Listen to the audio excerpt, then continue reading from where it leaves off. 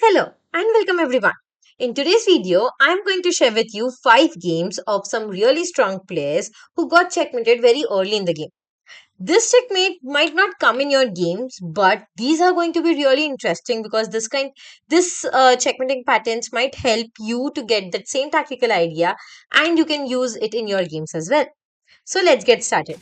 The first game starts with e4, black responds with e5, and white plays the knight to f3, knight c6, and knight c3, playing the three knights defense. Here, black played their pawn to g6. The idea is to play the bishop to g7. Here, white continued with the normal development and played their pawn to d4, attacking in the center. Black captures the pawn on the d4 square, then you can immediately recapture it, but better is to first go with your knight to d5 since your knight was in danger. Now you play your knight to d5. Here, his idea for pawn g6 was to play bishop g7. Let's say he follows that. And now you can be ready to just give an attack to the queen. Play your bishop to g5, attack the queen. Here, the best way to defend this queen is to go with the knight from c6 back to the e7 square. But in the game, black player played their g knight to e7, blocking this check. Now here, you can set up a really nice trap. What you can do is just sacrifice your knight on the d4 square. If the knight captures it, then he loses the queen. So it's better for him to capture it with the bishop. And then you can sacrifice the queen over here. You capture the bishop on the d4 square with the queen. The knight captures it back. The idea for sacrificing the queen was to get rid of that bishop that was protecting the f6 square. Now you can give a checkmate in two moves. Play on knight to f6. King has no other option but to go on the f8 square. And then bishop h6 is a beautiful checkmate there. Right? Alright, let's have a look at the second game. It starts with e4 and black here responds with e6, the French defense. After d4, d5, white can recapture it, but let's say he just tried to defend the pawn by playing the knight to c3, then you can capture it. When the knight captures it back, now we can give an attack to the knight or we can play a knight to d7. Now, if he plays his knight to f3, here your idea for knight bd7 was to protect the f6 square. So whenever you develop your knight on the f6 square, if he capture, you can recapture it back with your knight and you don't need to bring away the queen there. That was the idea behind knight d7. So you go with your plan, you just play your knight to f6. Now if he capture, you can capture it back. But here if your opponent tries to act smart and plays their f knight to g5, trying to attack your f7 square, we ignore the threat and we play our bishop to e7. If he captures the pawn on the f7 square, well, that is a calculated risk because when he captures, he gives a 4. Our queen has no good square to go to, so the king will have to capture it. And now he can throw in another check by playing his knight to g5. If you move your king anywhere, let's say on the f8 square or e8 square, then the queen is gone because knight e6 traps the queen. So it's better for the black king to go on the g8 square. Once the black king go there, now knight gives an attack to the queen and we just save the queen by moving it to the e8 square. Only safe square possible. Here, your opponent can get greedy, right? And can get the free pawn on the c7 square thinking that he's forking your queen and the rook. But that is a losing error there. And why is that a losing error? Because now it's a checkmate in one move. Pause the video and find the solution right down in the comment box. So the correct answer here is to play the bishop to b5. It's a double check and a checkmate. The king can't escape anywhere. None of the piece can block since it's a double check. None of the piece can capture your pieces. And that's why. Okay. All right. Let's have a look at trap number 3.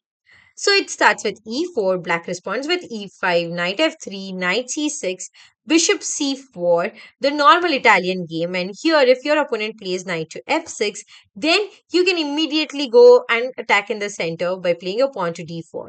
Once he captures the pawn on the d4 square, here you can simply ignore that pawn on d4. You have, let's say you're playing it in the gambit style, ignore the pawn on the d4 square, and white player just castled over here. Now he cannot definitely capture on the e4 square with his knight because rook e1 will always be a threat for him. He will lose the knight. So what best he can do is he can just play his pawn to h6, trying to avoid this bishop g5 move, pinning the knight to the queen, and that's why pawn h6 was a move. Here you as white can play a strange little move. What the white player did in the game was he played his knight to h4. Now, since black has played his pawn to h6, he's not worried about rook e1 because he can now just capture the pawn on the e4 square with the knight. Also, when you play a rook to e1, then he can simply get your knight on h4 square for free. So that is not a problem for it. And let's say if black goes for it, then you set up a trap. Now you play your queen to h5. You are trying to give a checkmate over here on the f7 square. The best way to defend this checkmate is to play the queen to f6. But black player, I think he was not ready for developing the queen too early in the game. That's why I played the pawn to g6. After that, now, you can exploit the weakness on the f2 and f7 square for white and black respectively. Those are the weakest square in their camps. So you can exploit those weakness. Here, white just did that, captured the pawn on the f7 square with the bishop. The king captures it, then it's a checkmate in two moves. Just play our queen to g6. The king has no good square but to go on the e7 square, and then knight f5 comes with a brilliant checkmate. Isn't it? All right, let's have a look at game number 4. It starts with e4. Black responds with e5. After knight f3, we play the pawn to d6. This is a Philidor defense. If the opponent plays their pawn to d4, you go with the Philidor counter gambit, playing the pawn to f5. Here he can play his bishop to c4, aiming for the weak diagonal, and the king won't be allowed to castle there. But if he doesn't capture your pawn on the f5 square, no worries. You can go and get it. You get the pawn on the d4 square, he captures on the f5 square, and now you can just give a check to the king by playing your queen to e7. He can definitely block it with his bishop going back on the e2 square, but let's have a look what if he plays his king to d2. Now he'll be more than happy to do that because he can just get his rook in the game and try to pin your queen to the king. But we just ignore the threat and we play our pawn to g6. Now the idea behind pawn g6 is simple. You are provoking him to come on the e1 square by not moving the queen, and by playing pawn to g6 you are actually creating a way for your bishop to go and give a check. So white player does play his rook to e1. Now you go bishop h6, give a check.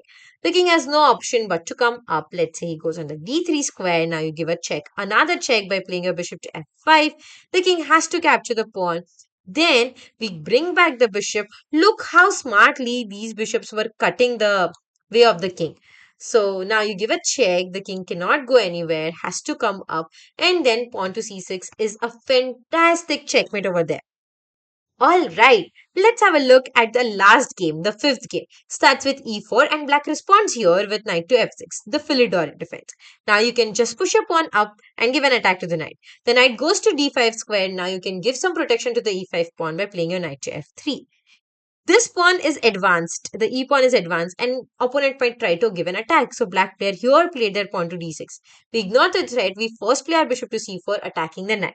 The knight goes back on the b6 square, and now, as I was saying you that f7 and f2 are the weakest squares in the black and white's camp respectively, and you need to exploit the weakness there. You need to take advantage of the weakness. And how can you do that?